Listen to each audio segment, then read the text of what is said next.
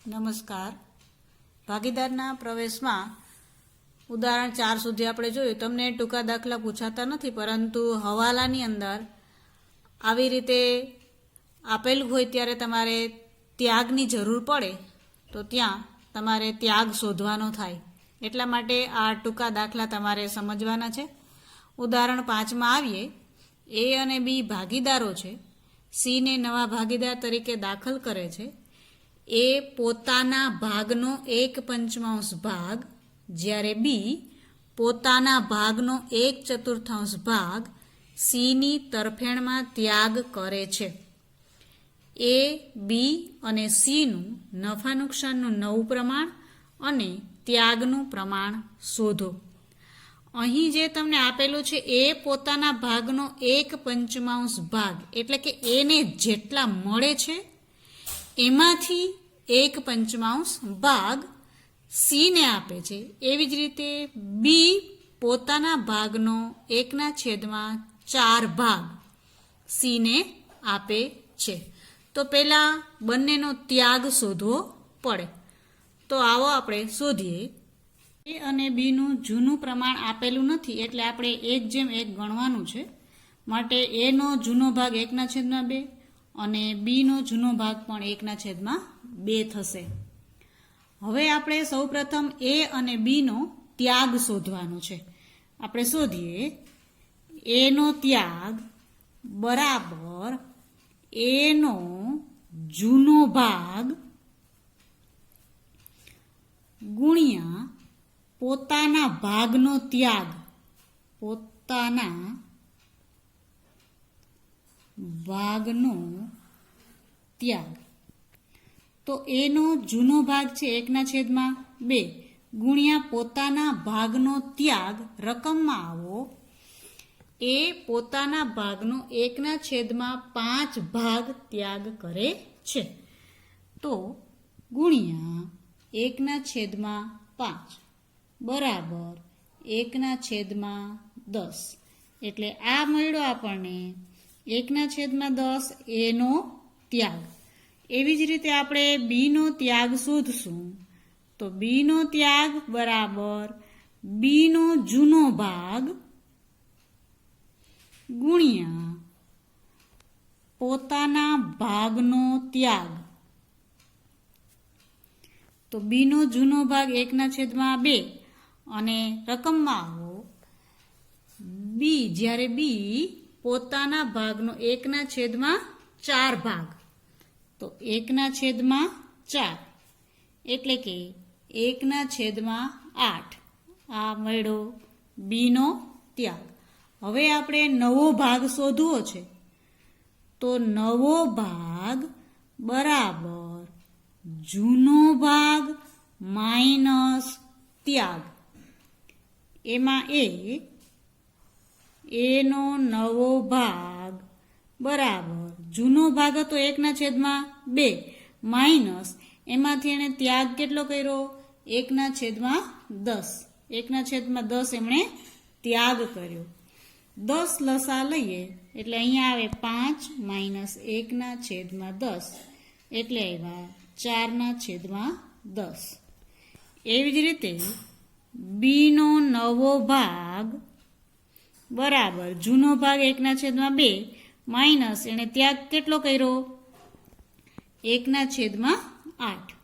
એટલે 1/8 માઇનસ કરીએ એટલે અહીં 8 લસા લેતા 4 - 1 એટલે 3/8. તો હવે આપણે જોઈએ.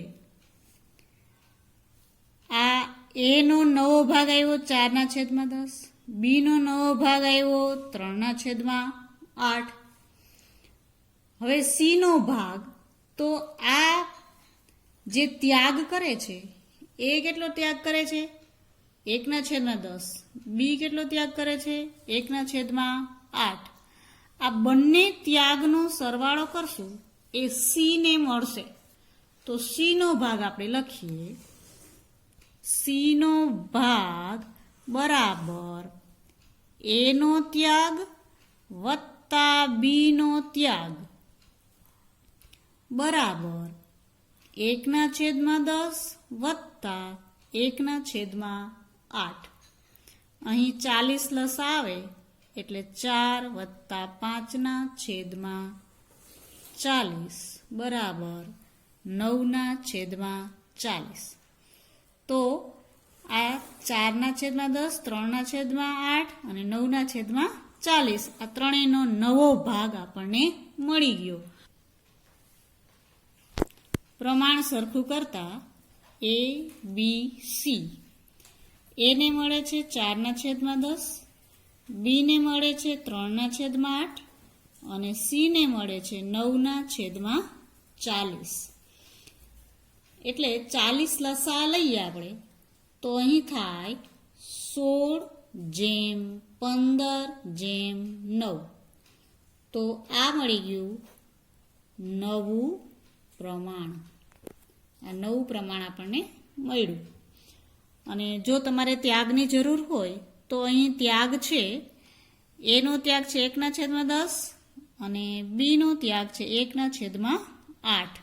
એટલે તમને ત્યાગનું પ્રમાણ શોધવું હોય તો ત્યાગનું પ્રમાણ આ A, B, એકનો ત્યાગ છે 1/10, બીજાનો ત્યાગ છે 1/8. એટલે આપણે 40 લસા લઈએ તો 4/40 જેમ 5/40 એટલે થાય 4/5. ઉદાહરણ 6માં આવીએ. A અને B 2:1 પ્રમાણમાં નફો નુકસાન વહેંચી લેતા એક પેઢીના ભાગીદારો છે. તારીખ 1/4/2017 રોજથી તેઓએ C ને પેઢીમાં નવા ભાગીદાર તરીકે દાખલ કર્યો.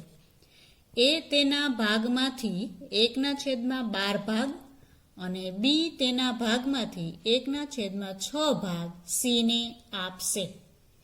આગળના ઉદાહરણમાં એવું હતું કે પોતાના ભાગનો અમુક ભાગ આપેલો હોય તો એમાંથી તમારે પહેલા ત્યાગ શોધવો પડે. જ્યારે આવું આપેલું હોય કે એ તેના ભાગમાંથી 1/12 ભાગ, તો આ એમનો ત્યાગ આપેલો છે. ભાગીદારોનું ત્યાગનું પ્રમાણ અને નવું નફા નુકસાનનું પ્રમાણ નક્કી કરો. આ એનો ત્યાગ છે 1/12 અને બીનો ત્યાગ છે 1/6. તો આપણે લખશું એનો ત્યાગ બરાબર 1/12, બીનો ત્યાગ બરાબર જે છે 1/6. તો અહીંયા 1/12 છે, અહીંયા 1/6 છે. છેદ સરખા કરવા માટે આપણે અહીં 2 વડે ગુણવા પડે. એટલે 1/12 અને 2/12. ઘણા વિદ્યાર્થીઓને લસાની કે છેદ સરખા કરવાની સમજણ નથી હોતી. ત્યારે તમારે જોવાનું કે છેદ સરખા કરવા માટે જે નાનો છેદ હોય એને અમુક રકમથી ગુણવાથી આ છેદમાં જે રકમ છે એટલી રકમ થવી જોઈએ. તો અહીં આપણે છેદમાં 2 વડે ગુણીએ તો 6 દુ 12 છે, એટલે અહીંયા 12 છે, એટલે આપણે અહીંયા 12 કર્યા. એવી જ રીતે જો છેદને 2 વડે ગુણીએ તો અંશને પણ 2 વડે ગુણવા પડે. માટે અહીંયા આવ્યા 2/12. તો ત્યાગનું પ્રમાણ થયું, ત્યાગનું પ્રમાણ બરાબર 1/2. અહીંયા 1 છે, અહીંયા 2 છે. 1/12 છે, 2/12 છે. એટલે ત્યાગનું પ્રમાણ તમને મળ્યું 1/2. હવે તમારે શોધવાનું છે નવું નફા નુકસાનનું પ્રમાણ. તો નવું નફા નુકસાનનું પ્રમાણ શોધવા માટે નવો ભાગ બરાબર જૂનો ભાગ માઇનસ ત્યાગ. તો આપણે એનો નવો ભાગ શોધીએ. એનો નવો ભાગ બરાબર જૂનો ભાગ કેટલો હતો? આવો રકમમાં A અને B 2/1 પ્રમાણમાં જૂનો ભાગ હતો. એટલે એનો થાય 2/3. તો 2/3 માઇનસ એણે ત્યાગ કેટલો કર્યો? ત્યાગ કરે છે 1/12. ફરીથી અહીં કહી દઉં, આ છેદ સરખા કરવા માટે અહીંયા કેટલા વડે ગુણવા પડે? 4થી ગુણવા પડે. એટલે અહીંયા થાય 4 દુ 8 માઇનસ 1/12. એટલે આવ્યા 7/12. હવે બીનો નવો ભાગ બરાબર બીનો જૂનો ભાગ હતો 1/3 માઇનસ એણે ત્યાગ કર્યો છે 1/6. તો અહીંયા 6 લસા લઈએ તો અહીંયા 2 વડે ગુણવા પડે. એટલે અહીંયા 2 કા 2 એટલે 2 માઇનસ 1/6 બરાબર 1/6.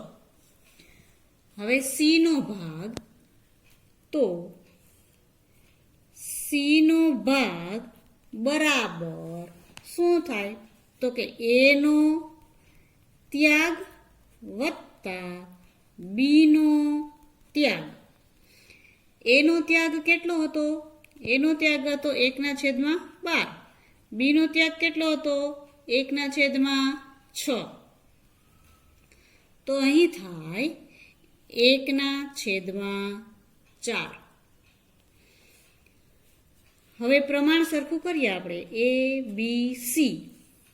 તો એનો નવો ભાગ છે 7/12. બીનો નવો ભાગ છે 1/6. સીનો નવો ભાગ છે 1/4. તો અહીં છેદ સરખા કરવાના.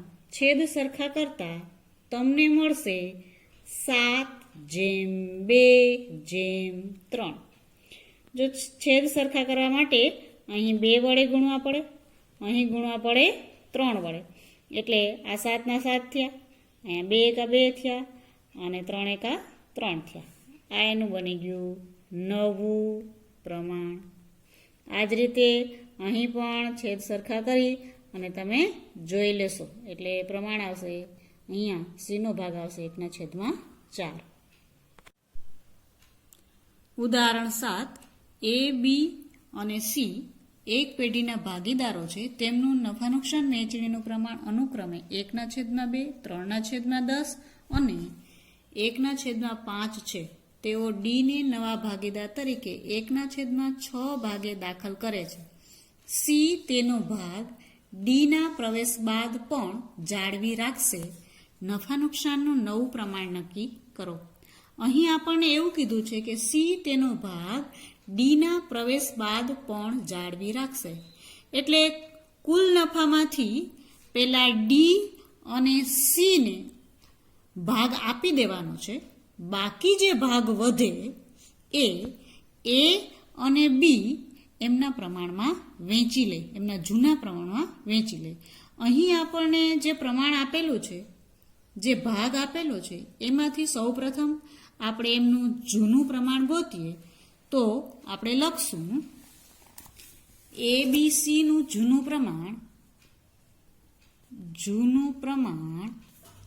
ABC.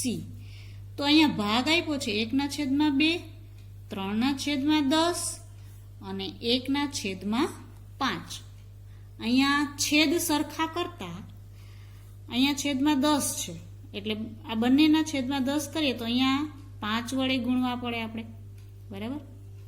અહીંયા આપણે 5 વડે ગુણવા પડે, અહીંયા આપણે ગુણવા પડે 2 વડે. તો અહીંયા થયા 5 એકા 5 એટલે 5 દુ 10 એટલે 5/10, 3/10 અને 2/10. તો આનું જૂનું પ્રમાણ થયું 5/3/2.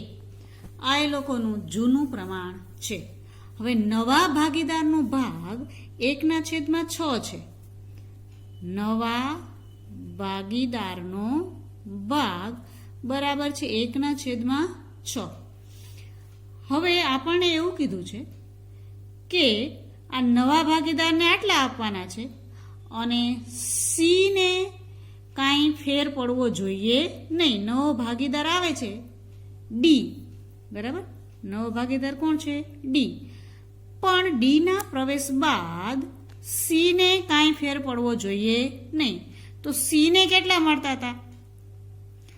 તો અહીંયા આપણે લખીએ કે આ એ, બી અને સી. તો એને મળે અહીંયા 5/10, અહીંયા 3/10 અને 2/10, બરાબર. આ 2/10 એટલે આપણે એને એમ પણ લખી શકીએ 1/5. અહીંયા છેદ ઉડાડી નાખીએ તો અહીંયા આવે 1/5. હવે આપણે ધારવાનું છે. ધારો કે કુલ નફો ₹1 છે. હવે આ 1 માંથી સૌ પ્રથમ સી અને ડી ને આપી દેવાના છે. તો કુલ નફો 1 માઇનસ સી નો ભાગ વત્તા ડી નો ભાગ. સી અને ડી ને આ ₹1 પહેલા આપણે આપી દેવાના છે. એટલે 1 માઇનસ સી નો ભાગ છે 1/5 વત્તા ડી નો ભાગ છે 1/6. તો આપણે 30 લસા લઈએ તો 30 લસા લેતા બાકી ભાગ તમને વધશે. અહીંયા 1/5 છે, 1/6 છે એટલે 30 લસા આવે. તો 30 લસા તમે લ્યો તો અહીંયા તમારી રકમ થાય 30 માઇનસ 6 વત્તા 5 છેદમાં 30 બરાબર 19/30. તો આ વૈધો બાકીનો ભાગ. આ 19/30 જે બાકી ભાગ વૈધો, જે એ અને બી બાકીનો ભાગ એટલે કે 19/30 ભાગ એ અને બી જૂના પ્રમાણમાં વેચી લેશે. જૂના પ્રમાણમાં વેચી લેશે. તો આપણે વેચી દઈએ. એનો નવો ભાગ બરાબર 19/30 ગુણ્યા જૂનું પ્રમાણ હતું 5/3 એટલે 5/8. હવે આ બંનેનું જ લેવાનું છે. આ છે 5/3. તો અહીંયા છેદ સરખા કરશો, લસા લેશો એટલે આવશે તમારે 95/240. બી નો નવો ભાગ બરાબર 19/30 ગુણ્યા 3/8 એટલે આવશે 57/240. હવે છેદ સરખા કરવાના છે આપણે. કોને કેટલા મળ્યા? એ, બી, સી, ડી. એને મળ્યા 95/240, બી ને મળ્યા 57/240. સી ને કેટલા મળે છે? સી નો ભાગ એમને એમ રહેવો જોઈએ, એમાં કોઈ ફેર પડવો ના જોઈએ. તો સી નો ભાગ કેટલો હતો? 1/5 હતો. ડી નો ભાગ છે 1/6. તો અહીંયા 240 છે, 240 છે અહીંયા, અને અહીંયા જો 240 તમારે કરવા હોય તો કેટલાથી ગુણાકાર કરવો પડે? તો અહીંયા કરવો પડે 48 થી, જ્યારે અહીંયા કરવો પડે 40 થી. તો અહીંયા તમારું પ્રમાણ આવે 95/57/48/40. આ એનું થયું નવું પ્રમાણ. ઉદાહરણ 8 અ અને બ 3/2 પ્રમાણમાં નફો નુકસાન વહેંચતા ભાગીદારો છે. તેમણે નફામાં 1/5 ભાગ આપવાની શરતે કને ભાગીદારીમાં પ્રવેશ આપ્યો. ક તેના નફાના ભાગ પૈકી 1/20 ભાગ અ પાસેથી અને બાકીનો ભાગ બ પાસેથી મેળવશે. નફા નુકસાનની વહેંચણીનું નવું પ્રમાણ નક્કી કરો. અહીં ક તેના નફાના ભાગ પૈકી 1/20 ભાગ અ પાસેથી કેટલા મેળવે છે? તો કે 1/20. એટલે આ 1/20 એ અનો ત્યાગ થયો અને બાકીનો બ પાસેથી મેળવશે. તો બ પાસેથી કેટલા મેળવશે? એટલે કે બ નો ત્યાગ આપણે શોધવાનો છે. તો બ નો ત્યાગ શોધવા માટે આ ક નો જે ભાગ છે 1/5 માંથી 1/20 આપણે બાદ કરશું તો બાકીના જે મળે એ બ નો ત્યાગ ગણાય. ઉદાહરણ તરીકે તમને સમજાવું કે ધારો કે ક ને 100 રૂપિયા આપવાના છે. ક ને કેટલા આપવાના છે? 100 રૂપિયા. તો આ 100 રૂપિયા જે ક ને આપવાના છે એમાંથી અ માની લો કે 20 રૂપિયા આપી દે છે. તો તમે શું કર્યું? 100 - 20.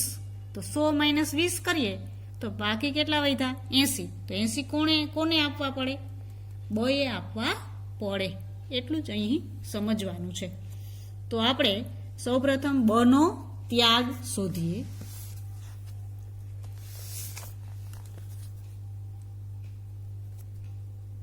બ નો ત્યાગ બરાબર ક નો ભાગ માઇનસ અ નો ત્યાગ.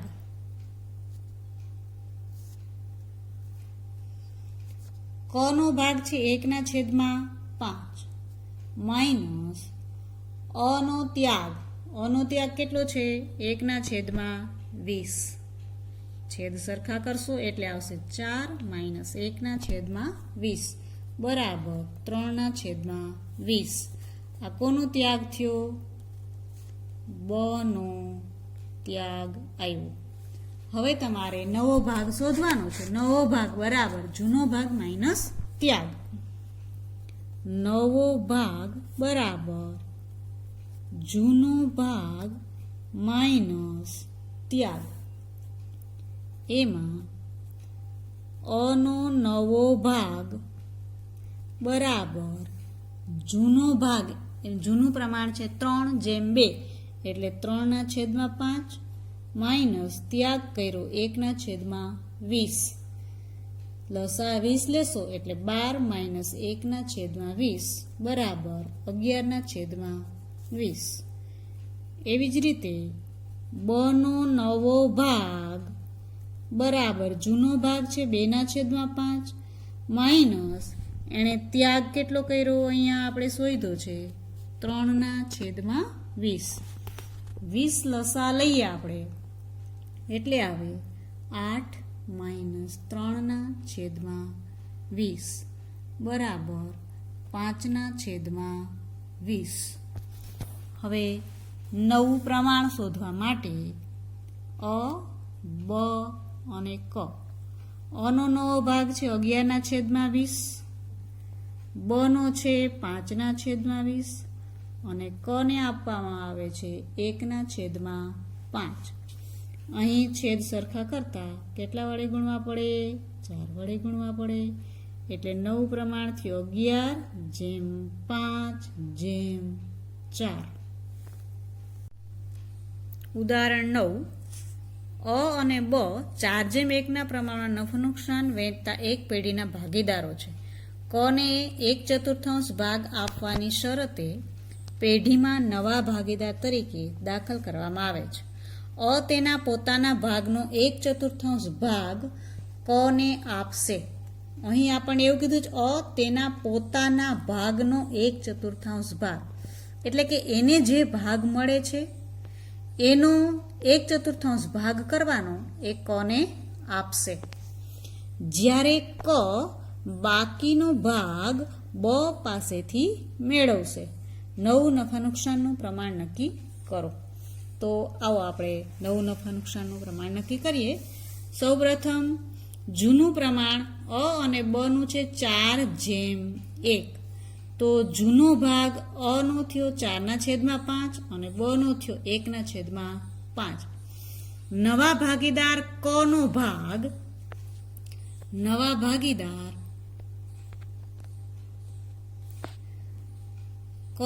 ભાગ બરાબર છે 1/4. હવે આપણે શોધીએ અ નો ત્યાગ બરાબર. તો અ નો ત્યાગ એટલે એનું જૂનું પ્રમાણ હતું અ નું 4/5 ગુણ્યા એના ભાગમાંથી 1/4 ભાગ કોને આપી દે છે? કને આપી દે છે. એટલે આવ્યા 4/20 બરાબર 1/5. આ શું થયું? અ નો ત્યાગ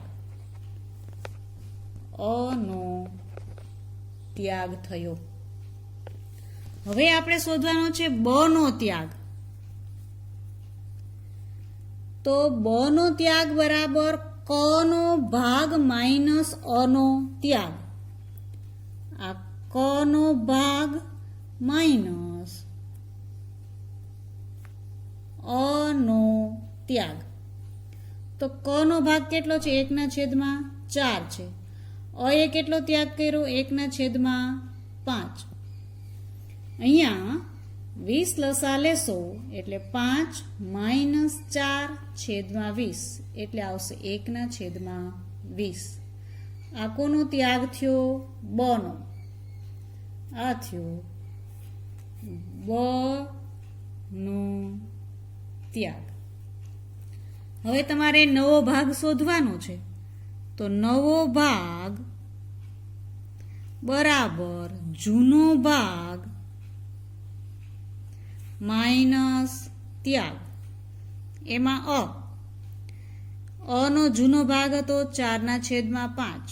એનો ત્યાગ થયો 1/5 એટલે આવ્યા 3/5.